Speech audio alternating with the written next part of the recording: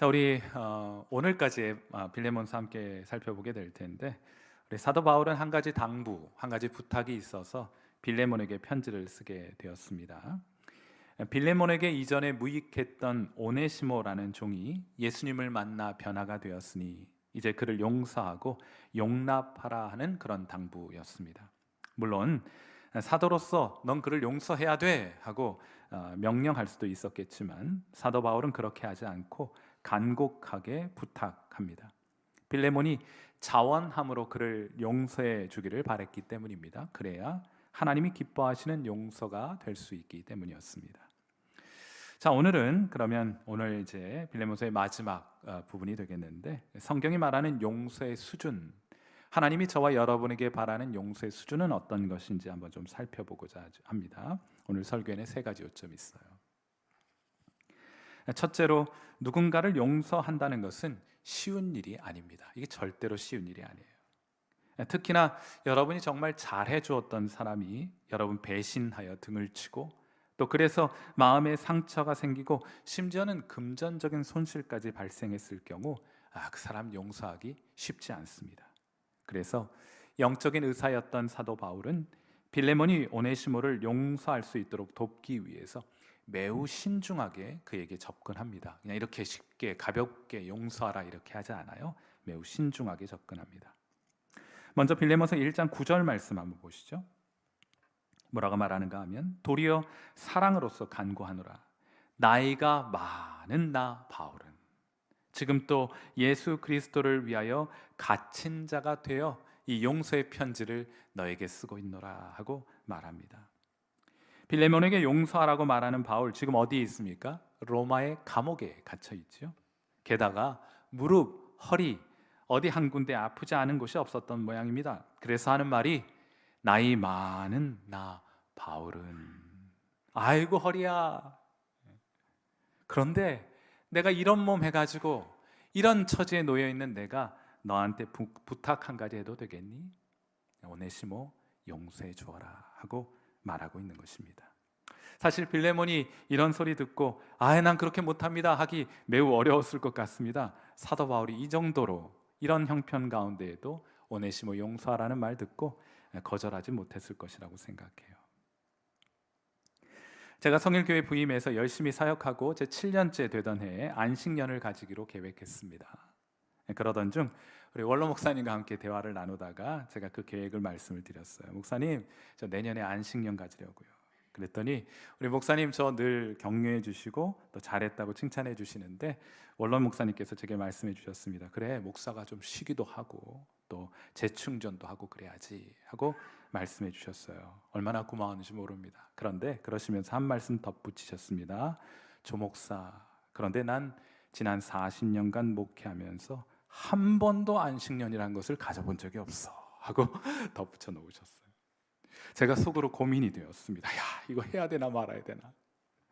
그래서 솔직하게 목사님께 웃으면서 말씀을 드렸습니다. 목사님, 그래도 저는 안식년 하려고요 하고 말씀을 드렸어요. 그리고 이듬해 안식년을 가질 수 있었습니다. 물론 원로 목사님께서 주일 설교 강단을 맡아주셔서 제가 안심하고 2달간 안식월을 다녀올 수 있었습니다. 얼마나 감사한지 몰라요. 그런데 제가 오늘 설교를 준비하면서 그때 일이 떠올랐던 것은, 오늘 본문에도 비슷한 상황이 바울과 빌레몬 사이에서도 연출되었기 때문입니다. 사도 바울은 오네시모를 용서하라고 빌레몬에게 당부하면서 이렇게 말합니다. 빌레몬서 1장 18절 말씀이에요. 뭐라 말하는가 하면, 그가 만일 너에게 불의하였거나, 오네시모가 빌레몬 너에게 불의를 하였거나 너에게 빚이 빚진 것이 있다면 그것을 내 앞으로 계산하라, 나에게 청구하라 하는 뜻이에요. 이 말은 이미 오네시모가 빌레몬에게 불의한 일을 했고 또 금전적인 손실을 끼쳤다는 것을 염두에 두고 하는 말입니다. 그런 것이 있을 텐데, 자, 그렇다면 내가 갚을 것이니 너는 그를 용서하라, 내가 대신 갚아줄게 하고 말하는 것이에요. 그런데 여기까지만 했으면 좋은데 그 다음 구절 덧붙여 놓았어요. 빌레몬서 1장 19절입니다. 뭐라고 말합니까? 우리 같이 한번 읽어보실까요? 시작. 나 바울이 친필로 쓰노니 내가 갚으려니와 네가 이 외에 네 자신이 내게 빚진 것은 내가 말하지 아니하노라. 원문에 따르면 빌레몬은 사도 바울에게 자기 자신을 비췄다 이렇게 돼 있어요. 네가 빚진 것을 내가 말하지 않겠다 이게 아니고 네가 나에게 네 자신을 빚졌는데 난 그것에 대해 언급하지 않겠다 이렇게 되어 있습니다. 빌레몬이 사도 바울의 복음을 듣고 예수님을 믿어 구원을 받았으니 빌레몬은 영생을 바울에게 빚진 것입니다. 빌레몬아, 네가 청구한다면 오네시모가 너에게 진 빚 그거 내가 갚아줄 거야. 내게 청구해. 하지만 나는 너에게 네가 나한테 진 빚에 대해서는 입도 뻥긋 안 할 거야 하고 덧붙여 놓았단 말이에요. 여러분 이거 청구하란 말입니까? 하지 말란 말입니까? 전 이런 사도 바울식 유머에 성경을 읽으면서 웃음을 짓지 않을 수가 없습니다. 그런데 사실 이러한 유머는 또 혹은 이러한 부탁은 아무에게나 할 수 있는 것은 아니에요. 보통 인간관계를 은행 통장, 계좌에 자주 비유하곤 하지 않습니까? 평소에 많이 쌓아두어야 해요. 그래야 필요할 때 인출해서 사용할 수 있지 않겠습니까? 평상시 잘해주는 것, 잘하는 것, 잘해주는 것 하나 없다가 자기 필요할 때 부탁 들어달라고 하면 그걸 기쁨으로 감당할 사람이 어디 있겠어요? 그러니 여러분 평소 관계 통장에 부지런히 입금하실 수 있게 되기를 바랍니다. 부지런히 쌓아두시면 여러분 정작 부탁하고 도움을 구할 일이 있을 때 상대방의 은행 계좌에서 인출해 내시면 되는 것 아니겠어요? 걸프전을 승리로 이끌었던 콜린 파월 장군, 여러분 혹시 얼굴 보시면 아실 텐데 잘 알고 기억하고 계실 것입니다. 이분이 원래 이제 나중에는 사성 장군이 되었고 걸프전에 참전해서 승리로 이끌게 되었는데 원래는 레이건 행정부에서 국가안보 담당 대통령 보좌관을 역임하셨던 분입니다.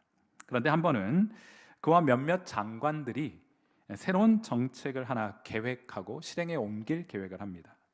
그런데 대통령 레이건이 들여다보니까 이 정책의 허점이 너무 많아요. 그래서 이 정책 반대했습니다. 하지만 파월은 포기하지 않습니다. 경론을 대통령과 벌린 끝에 결국에는 승인을 받아 그 계획을 실행에 옮기고야 말았어요. 그런데 레이건이 결국 예견했던 대로 이 정책은 실패로 판명이 됩니다. 이로 인해서 비난 여론이 들끓기 시작했고 레이건은 사과의 기자회견을 하지 않을 수가 없게 되었습니다. 기자회견이 열린 날 한 기자가 대통령에게 묻습니다. 대통령님, 이 정책은 당신의 아이디어였습니까? 하고 물었어요. 그러자 레이건은 단 한순간의 망설임도 없이 대답합니다. 모두 저의 책임입니다. 단 한마디도 레이건은 파월에게 그 책임을 전가하지 않았습니다. 비난하지 않았어요. 그의 실수를 덮어주었고 끝까지 그를 지켜주었습니다. 파월의 마음속 관계 통장에 레이건의 이름으로 거액이 입금된 순간이었습니다.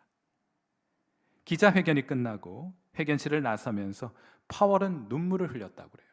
그러면서 곁에 있던 한 장관에게 이렇게 말했다고 합니다. 저분을 위해서라면 난 무슨 일이라도 할 거요 하고 말이에요. 사랑하는 성도 여러분, 여러분도 주변 분들과 많은 관계를 맺고 계시죠? 그분들의 관계 통장엔 여러분의 이름으로 얼만큼 입금이 되어 계십니까? 얼만큼 많이 저축이 되어 계세요? 재물의 부자도 좋지만 관계의 부자가 될 수 있기를 주님의 이름으로 축원해 드립니다. 사도 바울은 부지런히 빌레몬의 관계 통장에 입금을 해왔어요. 그리고 정작 필요할 때 그것을 인출하고자 했던 것입니다. 그 인출의 내용이 뭐예요? 오네시모 용서해 주어라 하고 말이에요. 자, 이것이 첫 번째 요점이었습니다. 용서는 쉬운 일 아니에요. 자, 두 번째 요점은 이것인데 하나님은 우리에게 용서 그 이상의 용서를 요구하신다 할 것입니다. 용서의 사전적 의미는 잘못한 일에 대하여 꾸짖거나 벌하지 않고 그것을 덮어주는 것, 이것이 사전의 정의입니다. 덮어주는 거예요. 그런데 성경은 그 이상입니다. 여러분, 우리가 죄인을 용서하면 죄 없는 상태가 되잖아요. 그런데 성경은 우리에게 그보다 더 나아가라고 말해요. 그러면서 하나님께서 그 용서의 예를 모본을 보여주셨는데 로마서 3장 26절 말씀 같은데 한번 보시죠. 뭐라고 기록이 되어 있는가 하면 곧 이때에 자기의 의로우심을 나타내사 자기도 의로우시며 또한 예수 믿는 자를 의롭다 하려 하심이라. 죄 용서해 주실 뿐만 아니라 그 죄인을 의롭다 하시기 위해서 예수님이 이 땅 가운데 보내주셨다. 그냥 그런 말이에요. 여러분, 하나님은 죄인을 용서해 주실 때 그냥 죄만 덮어주시는 정도가 아닙니다. 그를 의롭다까지 말씀하세요. 죄인을 용서하여 아들까지 삼아 주십니다. 죄인 용서하면 죄 없는 사람 아니에요. 그냥 그것으로 끝나는 것이 아니고 죄 없는 상태된 그를 하나님의 아들로, 하나님의 자녀로 삼아 주시는 지점까지 이 하나님의 용서는 나아갔던 것이에요. 전 용서 그러면 그냥 성경 외에 용서 그러면 그냥 손양원 목사님이 떠오릅니다. 말씀드렸던 것처럼 손양원 목사님 두 아들은 한 좌경 사상에 빠진 청년에 의해서 무참히 살해당하고 맙니다. 그런데 이 목사님이 이 청년의 구명운동에 앞장서서 참여하시고 그를 결국에는 석방시켜내고 말아요. 여러분, 그 정도면 충분히 했습니다. 자기 두 아들 죽인 이 원수 같은 청년 석방시켜내는 것으로 용서는 충분히 표현됐다 말할 수 있을 것입니다. 그런데 손양원 목사님 거기에서 한 걸음 더 나아가요. 이 청년을 양자 삼겠다 합니다. 아들 삼겠다고 합니다. 따님 손동희 권사님 대들다시피 아버지에게 따지고 달려들어 묻습니다. 아버지, 꼭 그렇게까지 예수님 믿으셔야 합니까? 하고 물었어요. 그러자 손 목사님 대답하십니다. 동희야, 성경책을 자세히 들여다보아라. 성경 말씀에는 분명히 원수를 사랑하라고 했다. 용서만 가지고는 안 된다. 원수 사랑하라 했으니 사랑하기 위해 아들 삼이라는 것이다 하고 말씀하셨다는 거예요. 사랑하는 성도 여러분, 하나님이 우리에게 명령하시는, 하나님이 우리에게 당부하시는 용서는 목적지가 아닙니다. 그것은 과정이에요. 그러니 더 가야 합니다. 덮고 있는 것으로는 충분하지 않아요. 품어야 합니다. 영접해야 합니다. 그를 사랑해야 하는 거예요. 빌레몬서 1장 16절 말씀도 함께 보도록 합니다. 자, 빌레몬에게 오네시모를 용서하라고 말하면서 사도 바울이 뭐라고 말하는가 하면 이후로는 종과 같이 대하지 아니하고 종 이상으로 곧 사랑받는 형제로 둘 자라. 내게 특별히 그러하거든 하물며 육신과 주 안에서 상관된 내게랴 하고 말을 해요.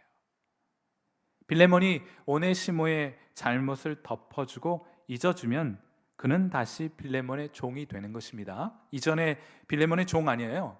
종인데 손해를 입히고 야반도주했잖아요. 그런데 그를 다시 회복시켜주면 빌레몬의 종이 되는 것이 맞습니다. 그런데 원상복구가 되는 것이겠죠. 그런데 바울은 거기에서 한 걸음 더 나아가라고 말해요. 종 이상으로 대해주라고 말합니다. 사랑받는 형제로 삼으라는 거예요. 여러분, 사랑을 받으려면 사랑해 주는 사람이 필요하지 않겠습니까? 빌레몬, 네가 그 일 하라 하고 말하는 것입니다. 자, 빌레몬서 1장 17절도 한번 보죠.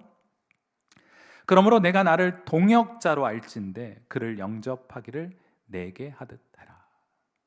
심지어는 오네시모를 동역자로 나를 대하는 듯이 그를 대하라 하고 말해주고 있습니다. 여러분, 성도는 용서하는 자들입니다. 어느 정도까지 용서해야 되느냐? 이 정도까지 해야 되는 거예요. 여러분도 그렇게 여러분에게 잘못을 한 사람들 용서해 주실 수 있겠습니까? 사랑하실 수 있겠습니까? 우리 교인들과 함께 독서클럽에서 로렌 커닝햄의 내 신을 벗으라는 책을 읽은 바 있는데 그 책에 이런 일화가 하나 소개가 돼요. 제2차 세계대전 당시 프랑스 파리에 예수님을 믿게 된 지 얼마 되지 않는 건축업자 앙리코라는 사람이 등장합니다. 이 앙리코 예수님 믿은 지 얼마 안 되는 사람이에요. 나치 독일이 프랑스를 점령했을 때 그는 한 유대인 가족을 숨겨줍니다. 자그마치 2년 동안이나 그들을 감춰주었어요. 하지만 누군가의 밀고로 인해서 이 사실이 발각이 되었고 그는 체포가 되어서 수개월 동안 아주 고된 옥살이를 해야만 했습니다. 그런데 한 번은 그 수용소의 독일인 사령관이 크리스마스 만찬을 벌려놓고 그를 앙리코를 부르더래요. 가봤더니 그가 하는 말이 자네 아내의 음식 솜씨 정말 대단한데 감옥에 들어와 있는 내내 네 아내가 매일매일 음식을 보내주었는데 그동안 내가 맛있게 먹어주었어. 잘 보라고, 이 만찬도 내 아내가 보낸 것인데 내가 네 앞에서 맛있게 먹어줄게 하고 비아냥거리면서 그런 이야기를 떠들어 늘어놓더래요. 그 말을 듣고 먹지 못해서 뼈가 앙상해진 쇠약해진 앙리코가 이 사령관에게 말합니다. 제 아내의 요리 솜씨 훌륭하지요? 이 만찬 맛있게 드시길 바랍니다. 저는 당신을 주님 안에서 사랑합니다. 사령관이 그 말을 듣고 미친 듯이 광분하여 이놈이 미쳤다고 하면서 화를 내면서 보란 듯이 그 앞에서 그 음식을 개걸스럽게 먹어치웠다고 합니다. 자, 그렇게 전쟁은 끝나게 되었고 앙리코는 석방이 되었습니다. 몸을 회복하는 데만 2년이 넘게 걸렸다고 해요. 하나님은 그의 사업을 다시 축복해 주셨습니다. 그리고 어느 날 앙리코는 자신이 갇혀있던 수용소에 가서 아내와 함께 생명을 지켜주신 하나님께 감사의 예배를 드리기 위해 아내와 함께 그 수용소가 있었던 지역을 방문하게 됩니다. 그런데 참 공교롭게도 그들이 도착했을 때 앙리코는 그 사령관이었던 자가 그 마을에 살고 있다는 소리를 듣게 됩니다. 그 이야기를 듣고 앙리코는 그의 아내와 함께 정성스럽게 장을 보고 친구의 주방을 잠깐 빌려서 간단하게 요리를 해서는 바구니에 담아 그 사령관이 있는 집을 향해 걸어가게 됩니다. 사령관의 집에 도착했을 때 물론 사령관은 그를 알아보고 얼굴이 창백해졌죠. 그때 앙리코가 말합니다. 두려워하지 마십시오. 전 당신을 해치러 온 것이 아닙니다. 전에도 말씀드렸듯이 저는 아직도 주님 안에서 당신을 사랑하고 있습니다. 당신이 제 아내의 요리를 좋아했기에 그저 당신 부부와 함께 식사나 함께 할까 하고 방문한 것입니다. 괜찮습니다 하고 말했어요. 그러자 사령관은 다시금 소리를 지르면서 외칩니다. 아니 당신 도대체 내게 원하는 것이 무엇이오? 그러자 앙리코 대답합니다. 아무것도 없습니다. 저희는 그저 당신을 용서했고 사랑하고 있다는 것을 보여드리고 싶을 뿐입니다. 아니 어떻게 그렇게 할 수 있어? 그러자 앙리코가 대답합니다. 우리 자신의 힘으로는 할 수 없지요. 그렇지만 예수 그리스도께서 우리가 어떻게 용서해야 할지를 가르쳐 주셨습니다. 몸소 보여주셨습니다 하고 대답을 했더래요. 그 이후로 앙리코는 몇 가지 이야기를 더 들려주었고 마침내 그 사령관은 식사를 하기 전 땅바닥에 무릎을 꿇고 예수님을 그의 삶의 구세주와 주님으로 영접하게 되었답니다. 사랑하는 성도 여러분, 이것이 성도가 감당하게 될 용서의 수준입니다. 사도 바울은 빌레몬에게 오네시모를 용서하되 용서 그 이상의 용서를 하라고 당부합니다. 그건 우리에게도 마찬가지예요. 이제 여러분은 하나님께서 요구하시는 용서의 수준이 어떤 것인지, 하나님이 우리에게 바라시는 용서가 어떤 것인지 알게 되셨습니다.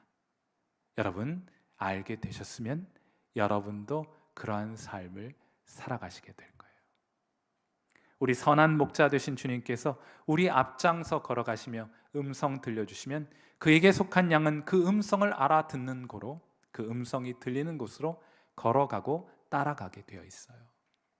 여러분, 우리는 이러한 수준의 용서로 부르심을 받은 사람들입니다. 그리고 우리 주님은 우리 앞서 그 용서의 길을 걸어가셨어요. 그러면 우리도 따라가야 하는 것이 마땅하지 않겠습니까? 이것이 두 번째 요점입니다. 용서는 쉬운 일 아니에요. 용서는 하나님께서 우리에게 바라시는 용서는 용서 그 이상의 용서임을 꼭 기억하시는 여러분 되시기를 주님의 이름으로 축원해 드립니다. 자, 마지막으로 제가 오늘 본문을 통해 여러분에게 좀 드리고 싶은 말씀은 하나님은 여러분을 신뢰하십니다. 여러분은 용서하시게 될 거예요.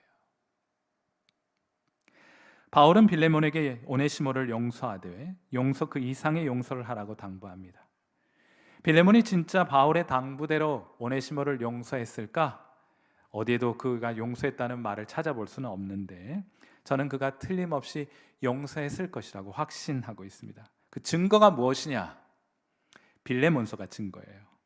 빌레몬서가 성경 안에 존재한다는 것이 증거입니다. 그가 만일 바울의 말을 듣고 순종하지 않았더라면 이 편지 받고 난 그놈, 딴 사람 몰라도 그놈은 절대로 용서 못해 하며 아마 그 편지를 찢어버렸지 않았겠어요? 그런데 그는 이 편지를 보존했습니다. 빌레몬 개인에게 보낸 편지가 성경 안에 남아있다는 것은 빌레몬이 그 편지를 보존했다는 뜻이 아니겠어요? 그는 오네시모를 용서했습니다. 그리고 또 다른 오네시모를 용서해야 할 저와 여러분을 위해 이 편지를 보존해 두었다는 것이에요.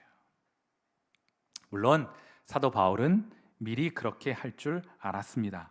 빌레몬서 1장 21절 말씀 함께 보세요. 편지를 쓰는 당시 이미 바울은 확신하고 있었습니다. 뭐라 말하는가 하면 나는 내가 순종할 것을 확신함으로 내게 썼노니 내가 말한 것보다 더 행할 줄을 아노라 하고 말하죠. 여기 확신한다고 말할 때 사도 바울은 완료형 시제라는 것을 사용합니다. 그건 뭔가 하면 이전에도 신뢰했고 과거에도 신뢰했고 지금도 마찬가지라는 뜻이에요. 이전에도 빌레몬은 순종했고 이번에도 순종할 것을 확신하는 마음으로 이 편지 썼다 하고 말하고 있는 거예요. 참 흥미롭게도 사도 바울은 용서 그 이상의 용서를 당부하면서 빌레몬은 그것보다 더 훨씬 더 잘할 것이라고 그를 칭찬하고 믿어줍니다. 격려합니다. 그를 신뢰하고 있는 거예요.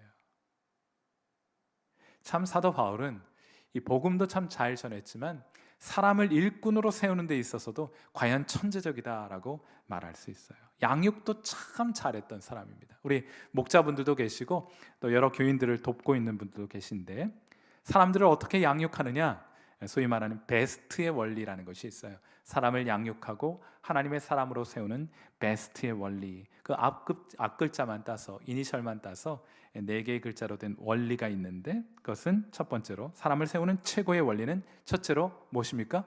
믿어주는 것이에요. believe 하는 거예요.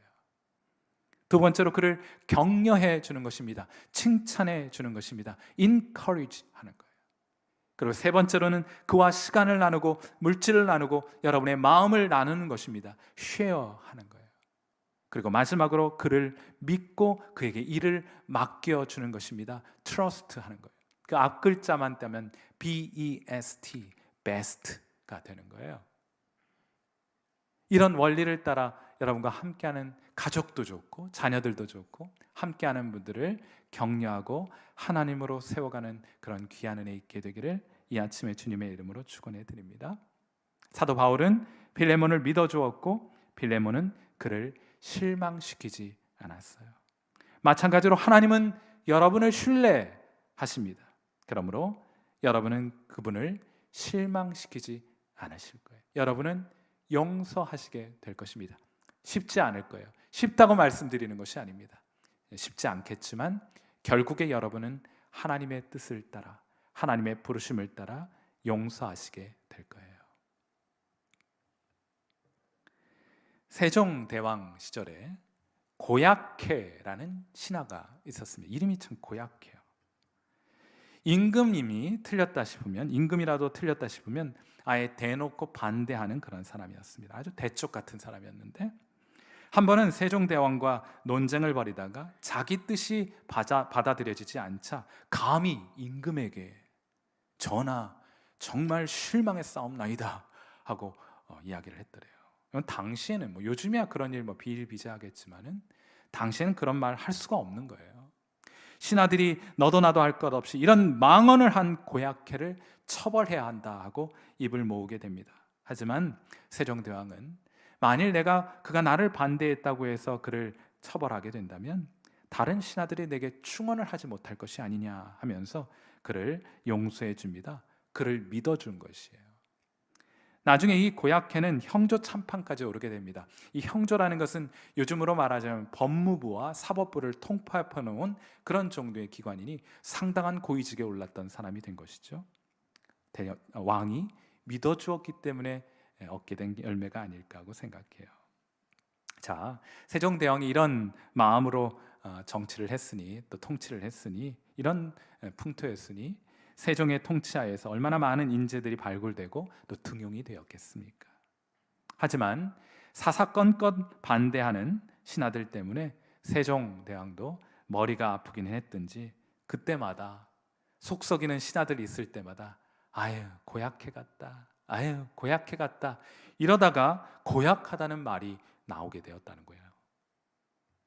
여러분, 사랑하는 성도 여러분, 그런데 사실 하나님께 고약하기로 따지면 우리와 같은 사람은 없습니다. 참 말 안 들어요. 옆에 있는 분 한번 보세요. 참 말 안 들어요. 아 좋다고 하라고 해도 소용이 없습니다. 참 고약해요. 옆에 계신 고약해 집사님 한번 보세요. 고약해요. 당장의 유백감입니다. 그런데도 하나님 여전히 우리를 신뢰하세요. 빌레몬서 1장 21절 말씀, 사실 이것은 빌레몬에게 전하는 말이기도 하지만 하나님께서 우리에게 전해주시는 말씀이기도 해요. 빌레몬서 1장 21절 말씀 다시 한번 여러분 한번 읽어보세요. 우리 고약해 여러분 같이 한번 읽어보세요. 시작. 나는 내가 순종할 것을 확신함으로 내게 썼노니 내가 말한 것보다 더 행할 줄을 아노라. 꼭 우리에게 하시는 말씀 같죠? 아들아, 딸아, 난 너 신뢰한다. 네가 아직은 결단하고 있지 못하지만 곧 그렇게 용서하리라고, 아니 그보다 더 멋지게 해낼 것이라고 난 널 믿는다 하고 말씀하시는 것 같아요. 사랑하는 성도 여러분, 하나님은 여러분을 신뢰하십니다. 그러므로 여러분도 하나님을 실망시키지 않게 될 것이에요. 우리 함께 기도하도록 하겠습니다.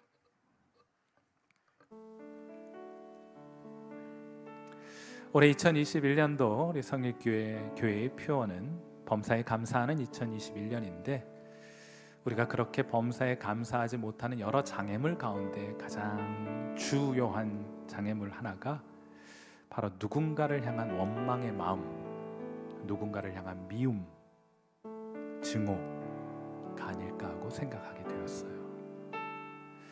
여러분이 누군가를 향한 원수의 마음, 또 미워하는 마음을 포기하지 않는 한 하나님이 주시는 평강의 축복을, 하나님이 여러분을 위해 마련해 놓으신 그 형통함의 축복을 여러분은 맛보지 못할 것입니다.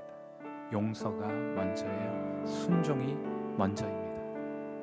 그러므로 여러분 마음속에 있는 누군가를 향한 미워하는 마음, 원망의 마음, 증오하는 마음, 용서하지 못하는 마음이 있다면 오늘 이 예배의 자리가 그런 마음들을 십자가에 못 박게 되는, 주님의 십자가 앞에 내려놓게 되는 그런 귀한 결단이 있는 예배가 될 수 있기를 바랍니다. 하나님, 우리 힘으로는 할 수 없어요. 그러니 제게 용기 주세요, 제게 힘을 주세요 하고 기도하실 수 있기를 바라고 오늘 결단하여 내려놓을 수 있게 되기를 바랍니다. 물론 잘못은 눈 감아주는 것으로 충분하지 않습니다.